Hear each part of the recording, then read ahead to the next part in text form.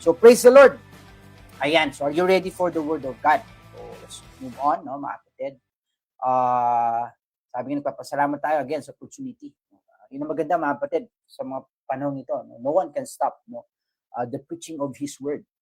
Sabi nga, we have to be discerning in everything, no, sa mga nangyayari sa paligid. No? And God has given us that discernment, mga kapatid, and authority, no, to flow, no, and continue to preach, no, the gospel of the kingdom through the lens of grace, and that is the flow, no, ng ating church that was given to us, a mandate given to us. Ayan, kakapasok pa lang, Ben Salida family. Hello, Manager Mel and Vincent. Ayan, thank you for tuning in. Patuloy kayo pagpalain ng Panginoon. Stay lang po kayo dyan. Tayo po ay patuloy. So mag-pray muna tayo. Let's go again in the mode of prayer. Tayo po ay mananalangin. And we will continue to ask, no, the guidance of the Spirit of God. No? Sabi nga, it's not by might nor by power. It's by the Spirit of God. So, importante, mga kapatid. Everything, sabi nga, we do it for the glory of God. Ang implication ng mga kapatid, walang maliit, walang malaking gawain. No? At walang spiritual at walang secular na gawain. Lahat ng gawain at ginagawa natin is para sa Panginoon. Tama ba? Sabi nga, in Him, we live and move and have our being. So, yun naman, dapat makita natin, no? Everything ngayon sa atin, sa Kanya. It's always all for the King. Shout out, Dre. Blessed morning. Hello, Dre. And nakita ko siya nag-comment. But anyway, tayo po yung manalangin. Let's come in the presence of God and continue to ask the guidance of the Lord. Tayo po yung manalangin. Paano, maraming salamat sa umaging ito. Una, sa pagkakataon na binigay mo sa amin. Lord, I declare, Lord God, this morning, Lord, saan man kaming dako, Panginoon, Lord, you are not limited ng geographical situation. I ask that let your hand be evident wherever we are this moment. In the safety of our home, o kung kami may bumabiyahe, Lord, hayaan mo, patuloy ang Espiritu mo. Lord, ang maramdaman, maranasan namin sa umagang ito. As you have said, Lord, that we worship you in spirit and in truth. Let there be this morning, Lord God, that we may discern, Lord God, that the moving of your Spirit, Lord God, this morning, na hindi ka nahadlangan ng anong sitwasyon. At patuloy, Lord God, kami ay tatanggap sa iyo, Panginoon, sa umagang. Hayaan mo, patuloy mo buksan ang aming puso, Panginoon, ang aming isipan, Panginoon, na tumanggap sa iyo, Panginoon, sa iyong salita, Lord, na nagmumula sa iyong trono. Una sa lahat, patuloy kami nagpapasalamat sa lahat ng biyaya sa nagdaang isang linggo. Salamat sa pag-iingat mo sa aming mga anak, sa kanilang pag-aaral, sa aming pagtatrabaho, sa aming pagninegosyo, Panginoon, ay patuloy namin ina-acknowledge, Panginoon, ang iyong biyaya at ang iyong kabutihan sa amin. Patuloy kaming umaasa na patuloy kang kikilos, Panginoon, that we will see, Lord God, your goodness, Lord God, in the land of the living. Let your hand be active, Lord God. We see, Lord God, your hand working, Lord, in our lives, Lord God. Maraming salamat. And Lord, we dedicate this time to you, Abba, in the name of our King, our Lord Jesus Christ, and by the power of our Comforter, our closest friend, the Holy Spirit, we say, Amen. Okay. Ayan, so maraming salamat. Are you ready for the word? So tayo po ay dadako sa pag-aaral ng salita ng Panginoon sa umagang ito. So actually, itong message natin, again, is part of my series teaching on limitless. No? So nung last Sunday, I have shared our limitless Daddy God. And yun naman ang foundation, mga kapatid. Ang unang makita natin, ang Diyos, no? Na walang limitasyon. Okay? Kaya importante yan eh. Kaya nga ang priority is always knowing God. Tama ba? In everything we do, ang ating desire is really to know Him more. Tama ba, mga kapatid? And as we have that knowledge, that revelation, mga kapatid, of who God is, tandaan mo, mga kapatid, ang natural na resulta, mga kapatid, you will discover and you will know who you are in Him. Tama ba? And you will know what you can do for Him, mga kapatid. So everything yan eh, yun ang susi. Kaya nga He has given the revelation of His word for us to know Him, no? For us to know His will, His heart, His ways, no? So that we can live, no, like Him, no? In this life, no? As co-regent, mga kapatid, representative of heaven in this lifetime. Yun ang mahalaga, mga kapatid. Tama ba? So let's talk about this, mga kapatid. Limitless, no? In Christ. Yan ang ating full title ng ating message for this morning. Ang ating verse will be Philippians 4:13. Tama? Sikat na sikat ang verse na to. Do you agree? No, lagi natin itong naririnig, no? That I can do all things through Christ, no, who strengthens me. Ang ganda yan, mga kapatid. Kaya nga, katulad ng sinabi ko, mga kapatid, when we say, no, the real context of this verse, if you can see, ang context talaga niyan is facing, no, life. Yun ang context yan. Kaya nasabi yan ni Pablo, sabi niya, kung ako ay sumasagana, o kung ako ay wala, sabi niya gano'n, o kung ako naman ay malakas, kung ako mahina, parang gano'n ang context ni ni Pablo. But I can do all things through Christ who strengthens me. So the full context of in the mind of Paul is really seeing the context of life. The full context of life. Sabihin, lahat na nangyari dito sa buhay, mga kapatid, dapat ang ating katatayuan, mga kapatid, is we are clear that we can do all things, no? Through Christ who gives us strength. Pwede mo rin sabihin, I can eat all things. Tama? Through Christ who gives me strength. Ibig sabihin, whatever ang inain sa hapagkainan, magpapasalamat at i-enjoyin yung pagpapala. Bakit? Bigayan ng Diyos. Kaya you can also eat all things through Christ. Tama ba? You can face all things through Christ. So whatever challenges you may be facing right now, mga kapatid, o situation, mga kapatid, that you are in today, take that word that you can do and you can surpass all things through Christ who gives you strength. Now, let's move on sa next slide. Now, we have to see the central truth o message, no, ng mensahe nito. We have to see yung possibilities, no, the possibilities of every believer, mga kapatid. No? Sabi nga, the source of our kingdom possibilities, no? Dapat makita natin yan. Sabi niya, it is not determined, no, by our human limitation. Kaya it's all about divine connection. Tama ba? Kaya nga, if you can see the full context, mga kapatid, of the Word of God, the Bible, it is clear, mga kapatid. The goal of redemption is for reconnection. Ulitin ko, the goal of redemption is reconnection. For man to reconnect to our source, and that is our Abba Father. Yun ang full context ng redemption. Never for us to have religion, never for us to have denomination, never for us to have, mga kapatid, separate names of our churches. That is not the goal of God when He plan and do the work of redemption. Actually, the goal of God is for man to have a reconnection. Tama ba? Kaya nga, I can say, fully declare, mga kapatid, that you and I, mga kapatid, is really blessed. I say amen. Do you agree? Why?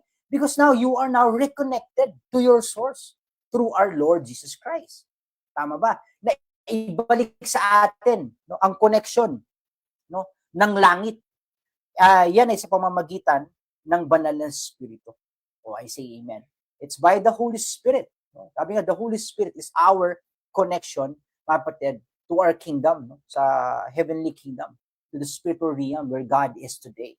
Kaya nga, everything, mga kapatid, doon pinapadaan ng Diyos. Kaya nga sabi ng Holy Spirit sa John, sabi ni Jesus Christ, hindi niya sasabihin pertaining to the Holy Spirit, yung ganyang kanya. Tama? Sabi niya, but ang sasabihin niya, yun ang gagaling sa akin. So, ibig sabihin, siya yung connection, the Spirit of God. I say amen. And that is the source of every possibilities now. Why? Because you are now connected. I say amen. Hallelujah. Tama ba? Kaya nga, we can say, mga kapatid, that kingdom life. Okay? We can say it kingdom life. We can say it the grace life. Mga kapatid, it's the same. Okay? But the kingdom life, mga kapatid, is not really the expression of what man can do for God. Kasi yun ang tinuro sa atin, mga kapatid. Tama ba? For many years, mga kapatid, staying in the church before, laging ang central, mga kapatid, ng usapan is what we can do for God rather than what God, sabi dito, God can do through us. Yun importante, mga kapatid, for us to see it. Yun importante, mga kapatid. Ang kingdom life talaga is really for us to express God in our lives. To express yung life ng Diyos sa atin. Kaya importante yan, mga kapatid, for us to see. Kaya nga sabi niya, He can do through us through a yielded Son. When we say yielded, ano bang ibig sabihin ng yielded? Surrendered, di ba? Submitted to the will of the Father. That's why si Lord Jesus Christ, nung dito siya, mga kapatid, you can see how God works in His life because He surrendered. Nakita natin yung mga declaration ni Jesus Christ. Sabi niya, yung ginagawa ko, yung nakikita kong ginagawa ng Diyos, ni Tatay, sabi niya. Yung sinasabi ko, yun ang pinapasabi ng Tatay. So, ang implication, mga kapatid, doon is really yung divine connection niya kay Abba. Yun yung pattern na binibigay sa atin ng Panginoon. Do you agree, mga kapatid? Yes, no? Kaya very powerful and very important yan. Now, let's move on, no? Sabi nga, when it comes to God, okay, sabi niya, God has no limits. Diba? Yung ating sharing time ng last Sunday. Limitless ang Diyos, tama? Throughout the scripture, okay, next slide na tayo, direct, no? God reveals Himself as unlimited. Tama ba? Pinakita niya yan, no? Last Sunday, we have thought that, mga kapatid, no? Sabi nga, with God, all things are possible. Do you agree? Tama ba?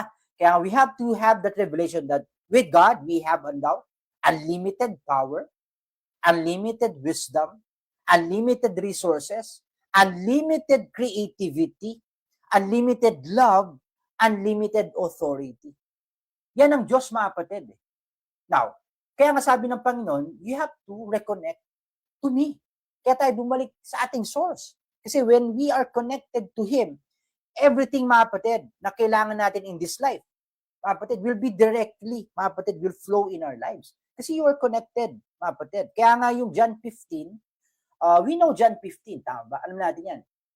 Sabi niya, apart from me, you can do nothing. Sabi ni Jesus Christ yan. It's a powerful declaration. Sabi niya, apart from me, you can do nothing.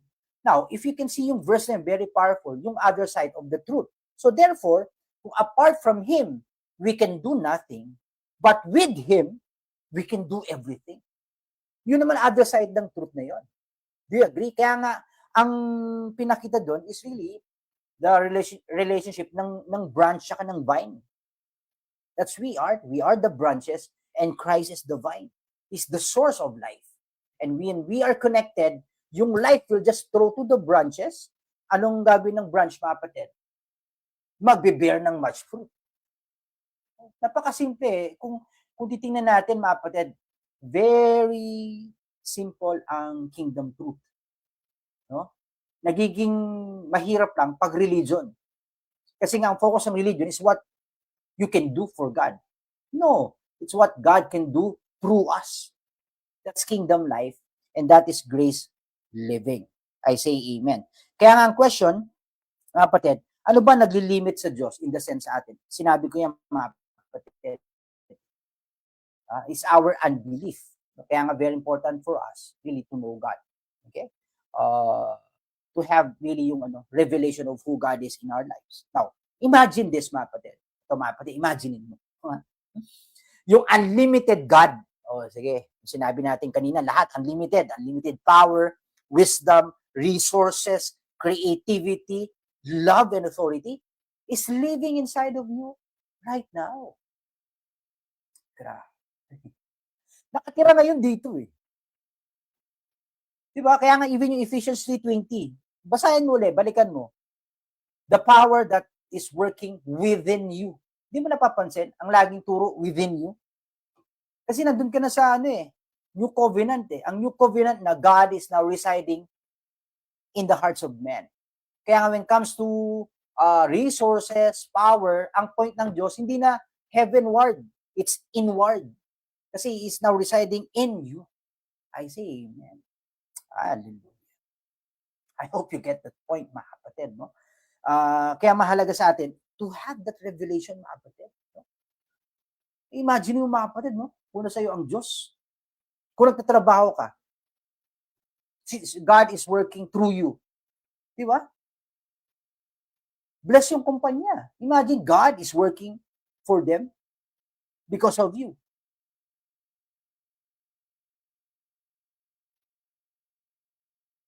Sige, mga kapatid.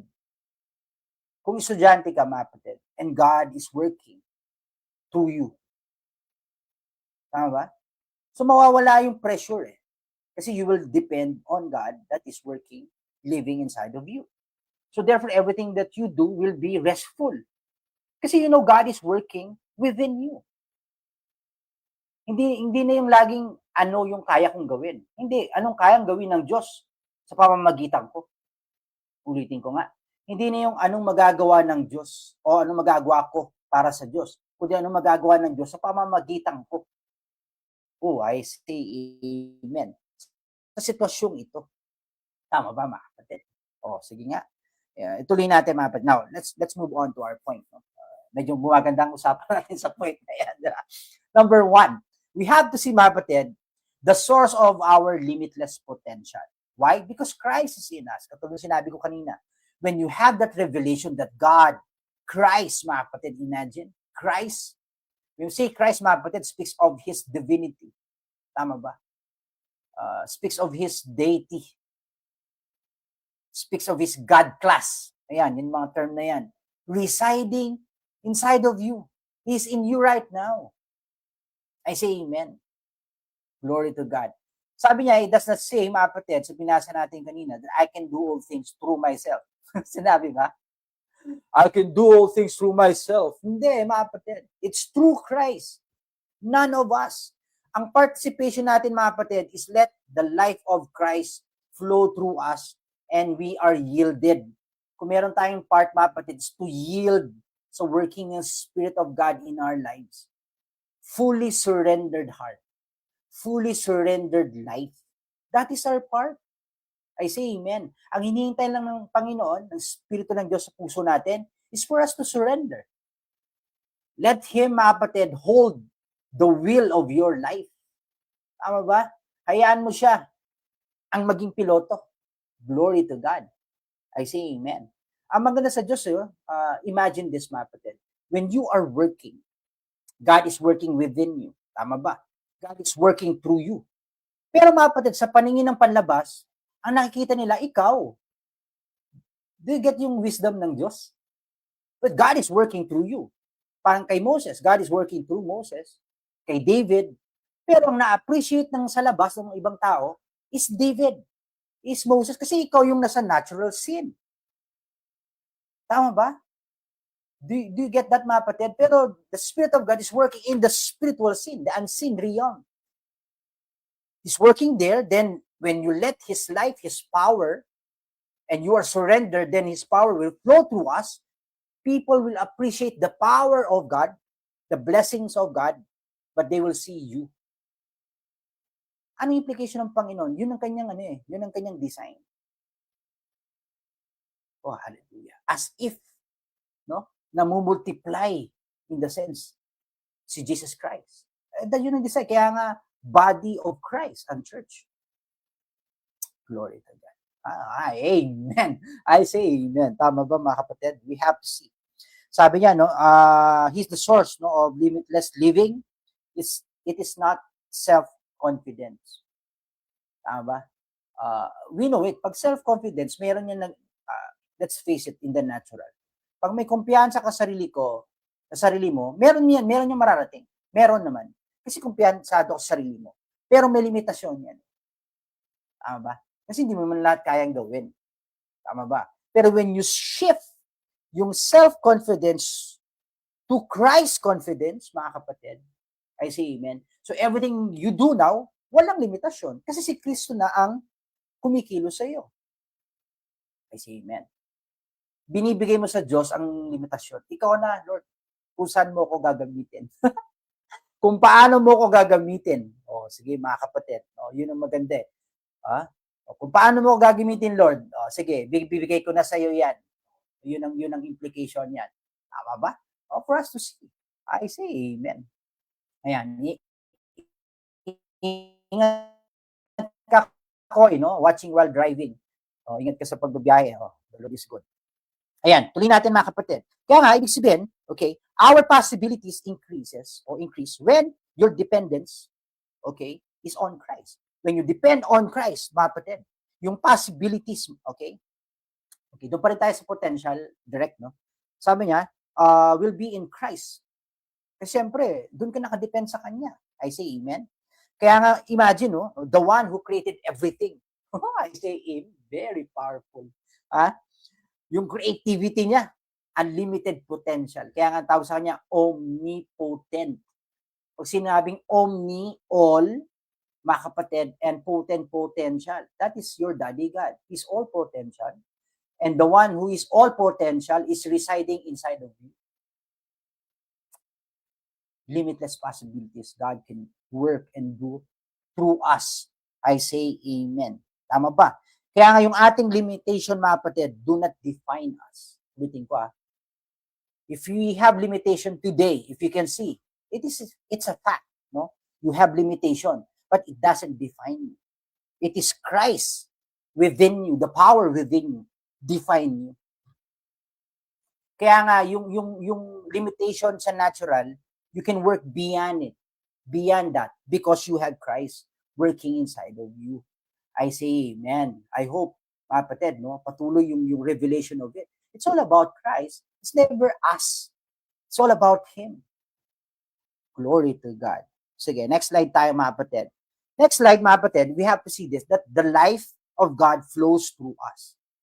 Ayan, yung symbol ko kanina.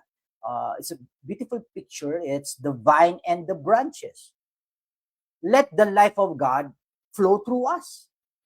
Ibig sabihin, pag sinabing let the life, ibig sabihin, yung consent will come to us. Sabi ko nga, the Holy Spirit, ang tindi ng Holy Spirit is so powerful, yet, mga kapatid, He will never override your will. Ulitin ko He is all-powerful, the Spirit of God, but He will never override your will. Do you know why? Kasi nagsalita na sila sa very beginning. Let them have dominion over the earth. And earth speaks of the physical realm. In this realm, mga kapatid, binigyan tayo ng Diyos, mga kapatid, to declare and to dominate, to rule. Binigay niya Kaya even God, nung nagsalita siya noon, mga kapatid, pati yung word na yon, mga kapatid, naging sa kanya yon, principle sa kanya, naging law yon sa kanya. He will never, kasi God is God. He's holy. Pag sinabing holy, God has integrity. He is one with His word. And He will never break His word. Kaya nung sinabi niya, let them have dominion, God will not interfere on the earth without a man giving Him permission. You read your Bible. It's very clear. Tama ba si Abraham? Humingi pa ng yung Sodom at Gomorrah. Sabi niya, yung kasalanan nito, antindi na. Paparusahan ko to. Ano sa tingin mo, Abraham? Bakit kailangan ko sabi si Abraham? Pwede naman parusahan ng Diyos yung directly, tama ba? Pero God is a God of His word. He needs a man. Okay? To interfere in the affairs of the earth. I say amen. Glory to God. Grabe yun. Kaya nga, yun ang pag-isip mo. Even in your life. Gusto ng Diyos kumilos sa buhay mo, but He will not override your will. Kaya ang ginagawa ng Diyos, He will teach you, He will persuade you with His word, He will persuade you with His love, with His grace for you to surrender, for you to yield on His will. Then He will work. That is our Daddy God. That is the Spirit of God in our lives. Kaya nga, He can work through a yielded son. I rest my case, mga kapatid. No? Tuloy natin. Sabi niya, yung branch, hindi nag-i-struggle to produce fruit. You can see, you can observe a tree. Walang puno na nag-i-struggle na magbunga ka na, magbubunga na ako. Hindi. Ang gagawin nun, mga kapatid, kukuha lang ng nutrients sa lupa. Sige lang, nutrients. Diba? Sunshine. sunshine, lupa, tubig. Bakit? Alam nung puno, in times, in due season, he will produce much fruit. And tayo yun, mga kapatid.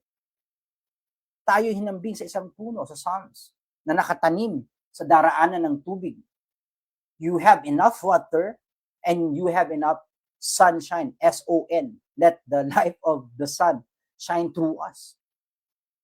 Now, I see, you don't have to struggle. Simply remain in the vine. I say amen. Kaya nga, limitless living is the result of abiding. Napapansin niyo mga kapatid, no? Lahat ng ating teaching time, kung nagpo-flow mga kapatid, you can see. Isa ang kanyang flow, isa kanyang message. Why? Kasi yun ang truth ng Word of God. It's all about, mga kapatid, let the life of God flow through us. It's not us. We are a vessel. Tama ba? Pero the life of God is residing inside this earthly vessel. Hallelujah. Tama ba? Sabi niya, let the life of God flow, mga kapatid, saan? To our gift, to your calling, to your purpose, to your influence. I say amen. Kaya we can say, mga kapatid, that limitless living is the result of abiding. Never striving. Never striving. Ang striving kasi yung pinipilit eh. When you're striving, di ba? May ano yan, exert ka ng effort. Eto na. Ngayon na. Striving yan. But if you just let go and let God, that's abiding.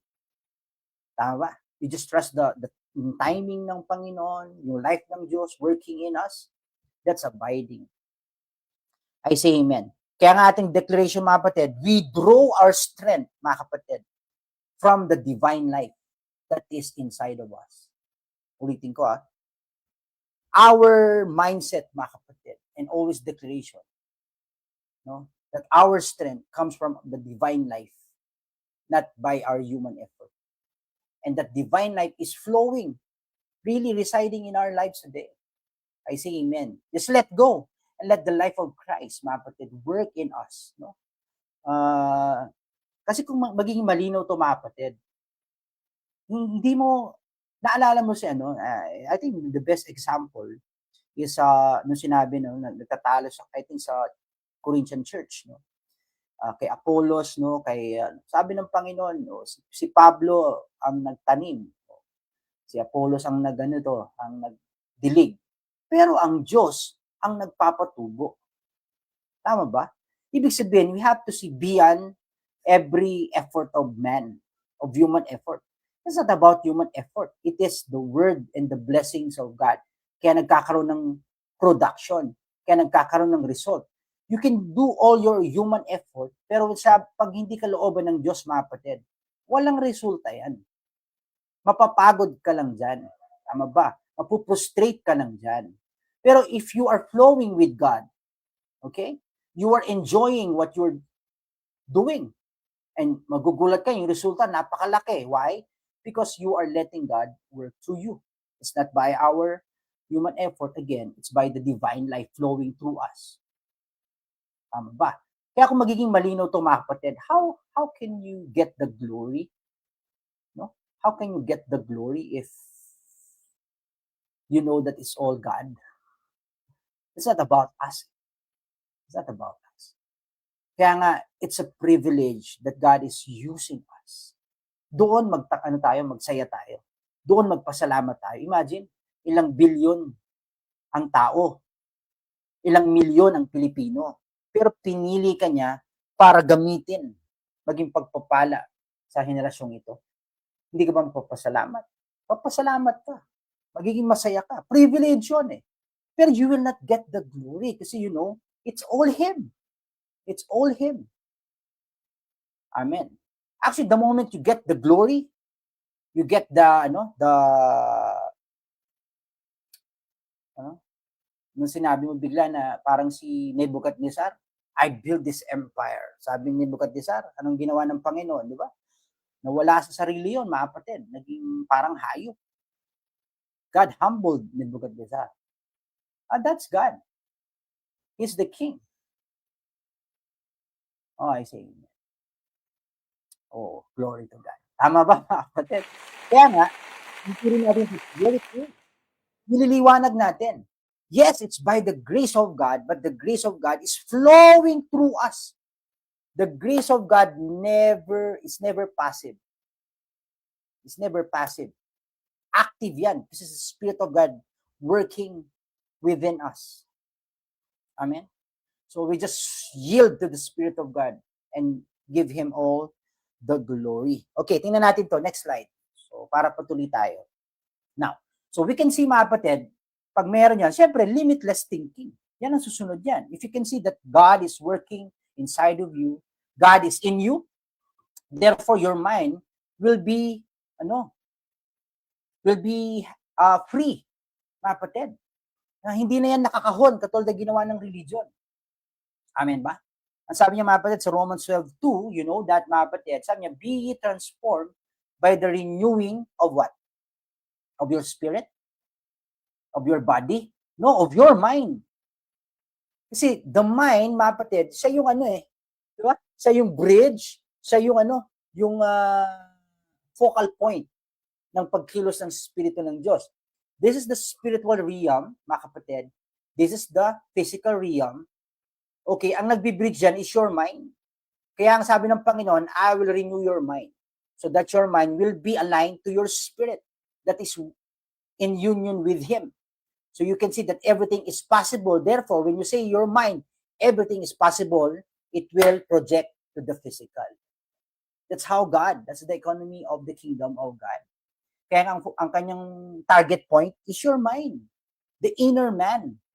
I say amen. Renew it. Tignan mo po siya ng word na renew. Sabihin, to going back to the original mindset. And that is God and man in union. I say working together to rule over this earth. Tama ba, mga kapatid? Sabi niya, many believers are spiritually empowered. Do you know? Do you agree? Lahat naman tayo empowered by the Spirit of God. The Spirit of God is residing inside of us, but mentally restricted. Even though you have all the potential, you have all the power, mga kapatid, unlimited resources inside of you. Unlimited power is residing inside of you. But if your mind is restricted, yung limitless possibilities cannot flow dun sa natural. Why? Because your mind is limited. You're restricting the flow of power in your life. I say amen. Kaya nga this morning, mga kapatid, God is helping us to see everything in His perspective, in His perception. Tama ba? If others see, mga kapatid, obstacles, you see opportunity. Tama ba? When others see giants, you see a big blessing. It's a different perception. Tama ba? When other is complaining because of the pressures of life, but you are grateful for everything. Perception yun eh. Kasi you see higher things. You see God in everything. You see the hand of God working. That's why you are grateful. Alam mo yun ang maganda, mga kapatid. Ito. Kaya ako napalaya ako bilang pastor. Alam mo bakit? Kasi hindi ang pastor ang bumabago ng isip ng tao. Kahit nga ang Diyos nahihirapan magbago ng isip ng tao, alam niyo ba? Kaya pa ng Diyos gumawa ng panibagong galaxy. Kayang-kaya ng Diyos. Isang word lang eh. Pero yung mind ng tao, kailangan yung tao mag-submit at mag-yield sa Kanya bago siya gumawa sa buhay ng tao. Nung naintindihan ko yun, then therefore as a pastor, that is not my work. To convince lahat ng tao, no? My part is to preach, to teach. Tama ba? And let the Spirit of God do His part. Ganun lang yan, mga kapatid. Ang Espiritu ng Diyos ang kikilos. Tama ba? Oh, I say amen. Okay. Sabi niya, areas God wants to expand. Una, our vision. Lahat yan, dito yan sa ating cognitive. Everything is in our cognitive realm. No? Yung vision mo, yung faith mo, yung purpose mo, expectations mo, your kingdom influence, mga kapatid, is in your mind. Kaya nga, let the Spirit of God unlock your mind so that it will be free to envision everything that God has given you. I say amen. That you can declare na hindi lang ako pang Antipolo. I say amen. Hindi lang ako pang Rizal. Lord, gamitin mo ang buhay ko. I-impact ang lahat ng nasyon. See, you have limitless thinking so God can work through you. Kasi nga, pag may limitless thinking, isa lang ibig sabihin, nag-shift ka na from human effort to God possibilities. To God effort. No more human or self-confidence, but Christ confidence. Kasi you are declaring beyond your capacity now. Now. Oh, I say amen. Oh, glory to God. Sige, tuloy natin mga kapatid. Sabi niya, you cannot live beyond the limits you refuse to challenge. Ganda nun mga kapatid. Kasi ganito yan eh. How can you live beyond the limitation of your mind? If you limit something, you cannot live beyond that. Kaya nga malalaman mo kung saan pupunta yung tao, pakinggan mo lang siya. Yung tinusahan ng Panginoon eh. Just learn to listen and you will know the heart of that person. Kasi kung paano siya magsalita. How can he or she perceive yung situation? You can see the context of his life. Now, as a pastor, that's the point, mga kapatid, for you to help yung kapatid na yun. Diba? Ganun yan eh. Yun ang discerning na, o discernment na binibigay sa atin ng Panginoon.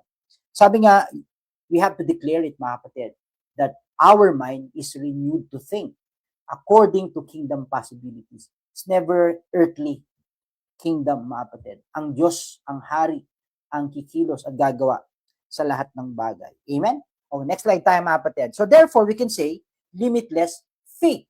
We have it. Kasi even our faith is He. Di ba? Christ is our faith, is the author and the finisher of our faith. So limitless yan, mga kapatid. Tama ba? Kaya nga sabi ng Mark 9:23 that all things, mga kapatid, all things, pag sinabi bang all, may kulang, mga kapatid. So therefore, all things are possible to him that believe. So ibig sabihin, in the sense, God is just waiting for us to believe. Then He will work. Yung mga impossible things that you kala mong imposible. Tama ba? Oh, I say amen. Very powerful. Tama ba? Sabi nga, faith is beyond our circumstance, obstacle, even our past, yung history natin, human limitation. That's faith. In-explain ko niya nung last time, mga kapatid. No? Ang faith kasi, he discern beyond our five senses. Kasi five senses is for the natural. Blessing yung five senses, yes. Binigay ng Diyos yung five senses for the natural. Pero yung faith senses mo, mga kapatid, is for the spiritual realm. Yan yung mga beyond the natural. That you can see beyond the natural. Tama ba? Actually, mga kapatid, kung napapansin nyo, mga kapatid, ang ginagawa ng Diyos sa atin, really establishing our heart to Him. Why?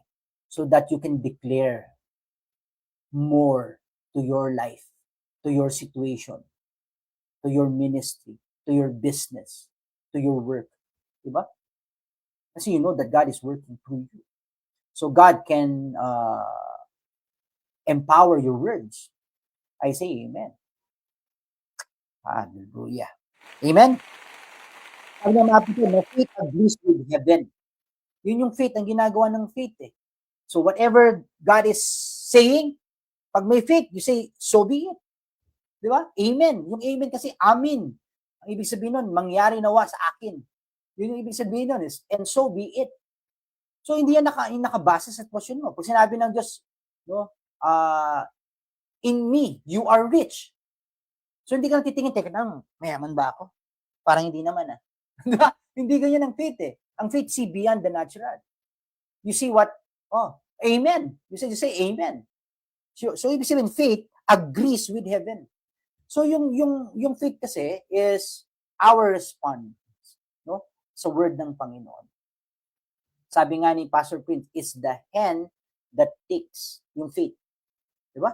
So kung malaki yung kamay, di ang laki ng tatanggapin. Yun eh. Yun ang faith eh. Kasi ang Diyos, limitless supply. So yung faith mo is the hand that takes. Take. Take. So kaya ang Diyos gusto niya mag-grow yung faith mo so that you can take more and much more from Him. Kasi the more you take from Him, the more you can give to this life. Bitin ko the more you take from God, hallelujah, the more you can dispense in this life.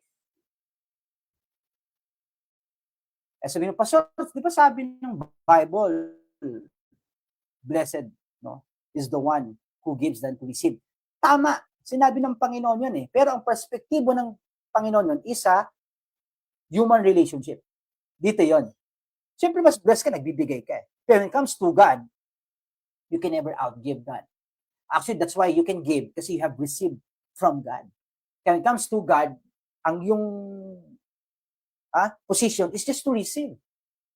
Open your hand. Kaya nga yung worship, di ba, tinuro ko sa inyo, kaya nga nakabukas to eh. Open hand. Di ba? Kaya to naka-tehila. I think tehila. Tehila means open hand. Worship. Ang ibig sabihin ng open hand is you don't have anything here on earth. You're not the owner. Kaya open hand. Pangalawa is ready to receive. Kaya when you raise your hand to the Lord in worship, you're declaring, everything I have is you, God. That's worship, open hand. And I'm ready to receive everything from you, oh God. That's worship. Glory to God. Kung mga kapatid, paano hindi ka magtataas ng kamay kung alam mo mayroong spiritual implication? Ha?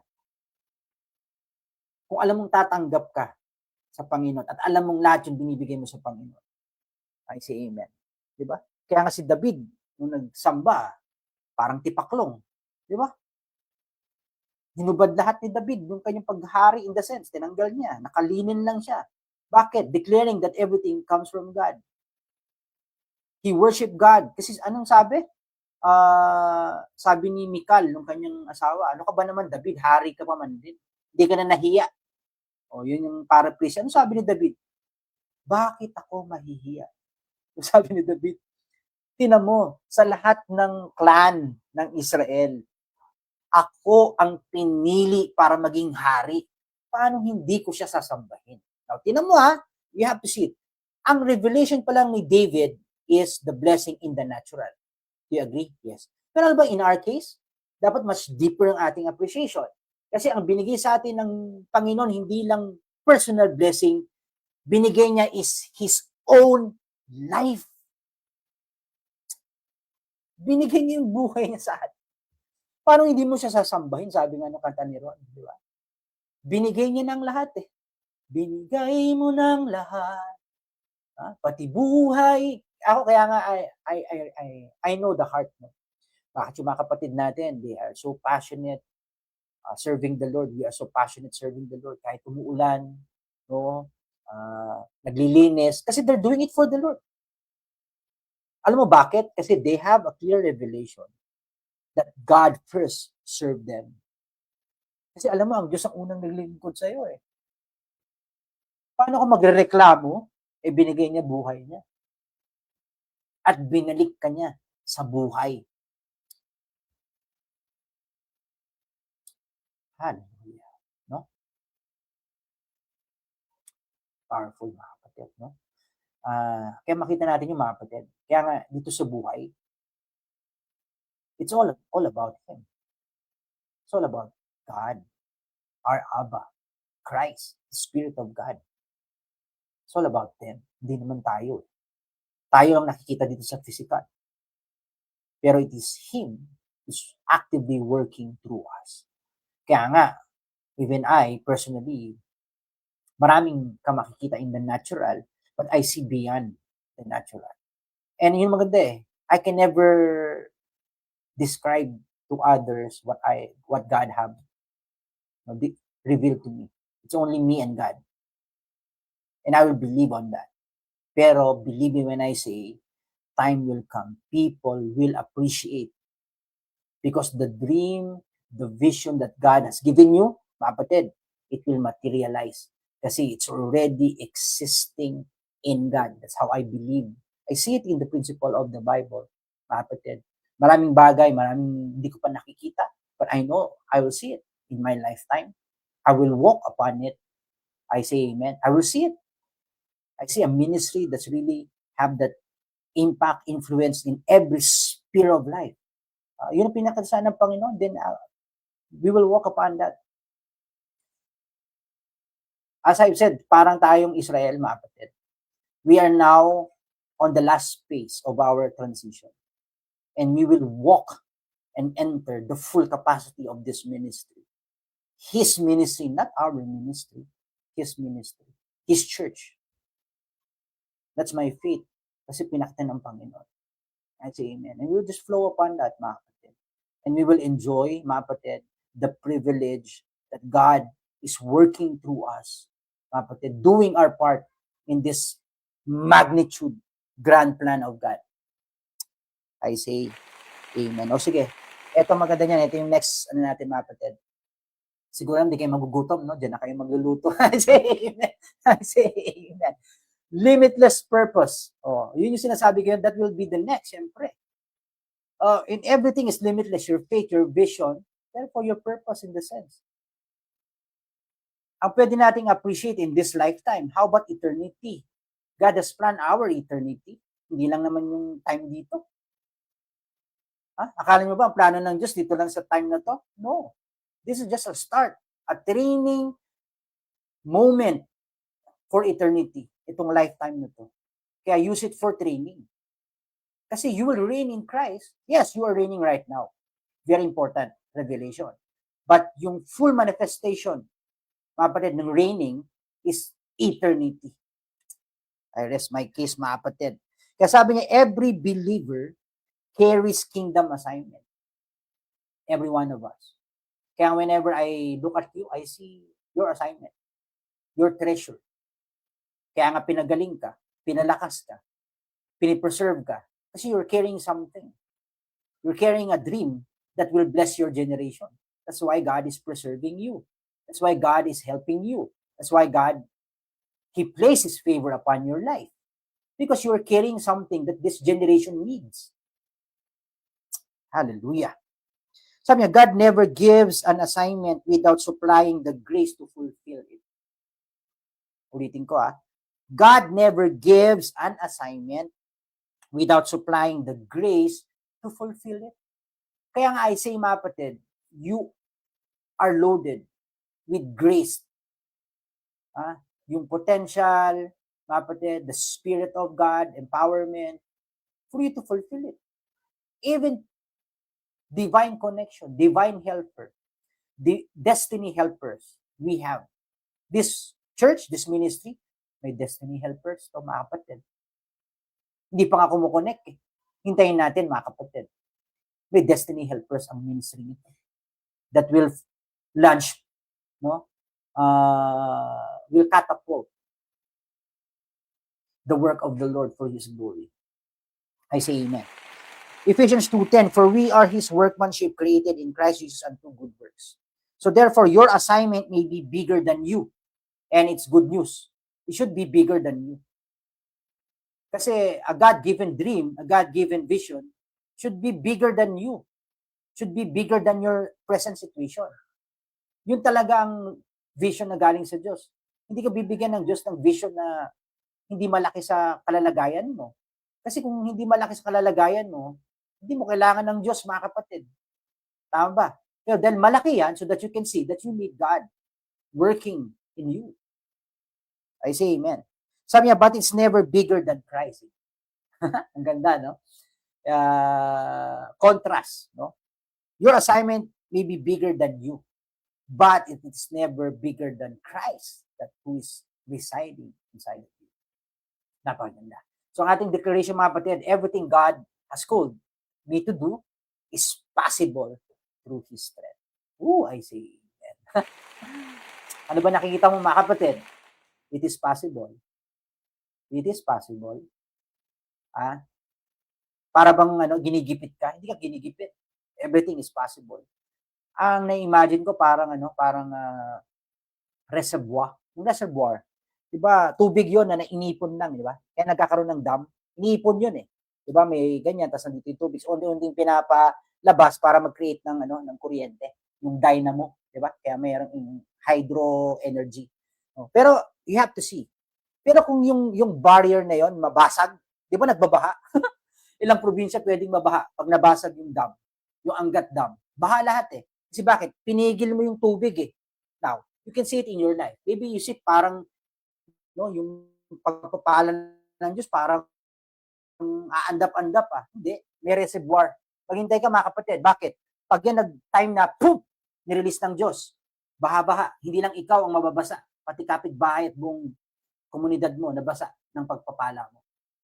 I hope you get that revelation mga kapatid. So everything, sabi nga, is through His hand. Last point mga kapatid for this morning. Last na po. So sabi niya rito, limitless influence. That's the goal of life. For us to have influence. That's why God saved us, mga kapatid, empowered us, favored us, blessed us for influence. So that our lives, mga kapatid, will impact, inspire others to go to God. I say amen. Sabi niya, the limitless, So God, the kingdom was never meant to stay inside the church. Lagi ko tinututo sa mga kapatid, ang ministeryo mula sa apat na corner ng church. It's outside. Okay? Sabi niya, God intends His sons or His children to influence families, communities, businesses, education, government, nations. I rest my case. That's our kingdom mandate. Kaya ngayon nangyayari sa bansa, ang nakikita ko yan, everything is falling into place. Kailangan nila mag-desire ng good governance. Bakit? The church is the answer. Yung mga tao sa church. Yung mini-mentor natin yung sagot ng good governance. I hope you get the point, mga kapatid. So we can say, mga kapatid, yung limitless life is not about personal success. It is about kingdom impact. Okay? Sabi niya, you can declare that I am called to reveal the King and extend His influence. That's who you are, and that is our kingdom mandate. So, next slide, mga kapatid. So, ating kingdom perspective, therefore, that being limitless, mga kapatid, doesn't mean na no challenges, no weakness, no dependence. No, may challenges, may weakness, and we have to depend on God. Ang maganda, mga kapatid, sa kingdom perspective, that we have a kingdom that is limitless. Unlimited strength, unlimited grace, unlimited partnership with our Daddy God, with the Spirit of God, and unlimited kingdom possibilities. That's our perspective. When others see limitation, we see limitless. When others see weakness, we see God's strength. When we sin, we see God's grace. When something has been lost, we see God's restoration. That's kingdom perspective. Okay? Okay, last point, mga kapatid, So we have to see, mga kapatid, the believer's potential, mga kapatid. We have to see this. Is not measured by our natural ability. Never. But by the limitless Christ who lives within us. Hallelujah. Amen? The God who is unlimited, the limitless God, is residing inside of you right now. Amen. Tama ba? Okay, so maraming salamat mga kapatid sa inyong oras. And if you have been blessed by the word of His grace, please do type, I am blessed. Ayan. So maraming salamat mga kapatid sa mga kapatid natin na katulin. Patuloy nyo i-share mga kapatid so that everybody can watch even the replay. At maraming salamat sa Panginoon mga kapatid.